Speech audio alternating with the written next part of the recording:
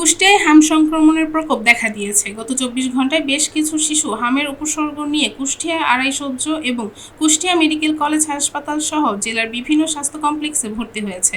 গতকাল রাত ১২টার দিকে কুষ্টিয়া মেডিকেল কলেজ হাসপাতালে হামের উপসর্গ নিয়ে আইজা নামে ৫.৫ মাসের এক কন্যা শিশুর মৃত্যু হয়েছে। নিহত আইজা শহরের রেনউক মোড় এলাকার মনিরের ছেলে। বিষয়টি নিশ্চিত করেছে কুষ্টিয়া মেডিকেল কলেজ হাসপাতালের উপপরিচালক এইচ.এম. আনোয়ারুল ইসলাম বলেন, গত ৪ দিন ধরে শিশুটি এই হাসপাতালে চিকিৎসাধীন ছিল।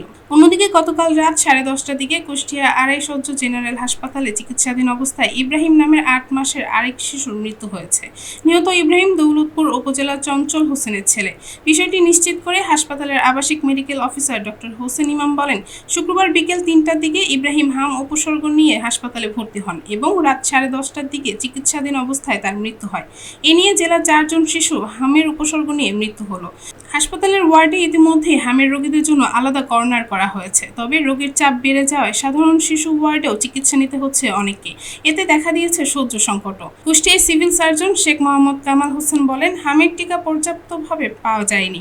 সংক্রমণ প্রতিরোধে সচেতনতার ঘাটতি এবং বাইরের জেলায় কাজ করা মানুষদের ফেরার কারণে সংক্রমণ বাড়ছে।